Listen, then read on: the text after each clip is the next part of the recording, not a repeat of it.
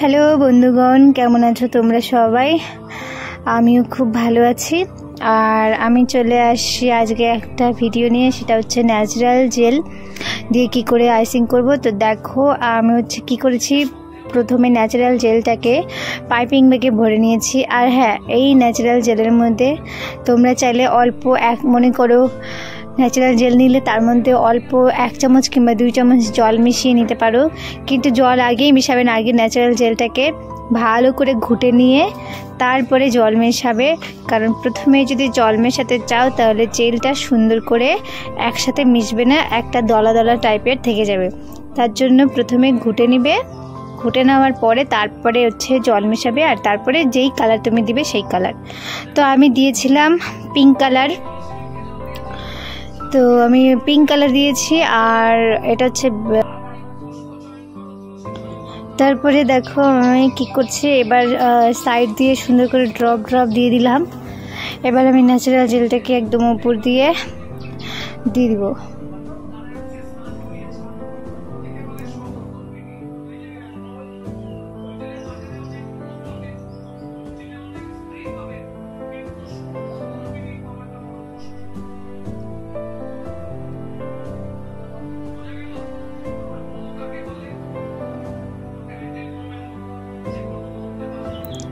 তো আমি পাইপিং ব্যাগে ভরা ছিল সেটা এরকম ছড়িয়ে ছিটিয়ে দিলাম। তোমরা চাইলে ডাইরেক্ট বাটি একবারে ঢেলেও করতে পারো, মানে বাটিতে নিয়ে মাঝখানে ডাইরেক্ট ঢেলে তারপরে আইসিং নাইফ দিয়ে মানে লেবেল করে নিতে পারো।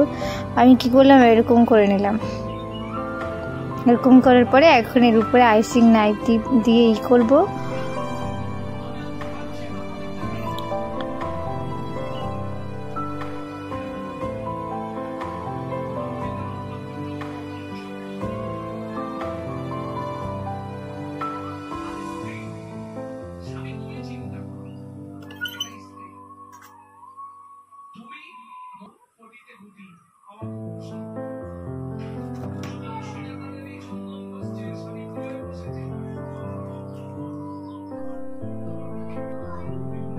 এবার দেখো আমি কি করব, চকলেটের যে শেপ বানিয়েছি সেগুলো হচ্ছে আমি বাটার পেপার থেকে উঠিয়ে নিচ্ছি। আর এই চকলেটের শেপ কি করে বানাতে হয় সেটা যদি তোমরা দেখতে চাও তাহলে আমাকে অবশ্যই হচ্ছে কমেন্ট করে বলবে, তাহলে আমি ঠিকই তোমাদের জন্য এরকম একটা ভিডিও নিয়ে আসবো।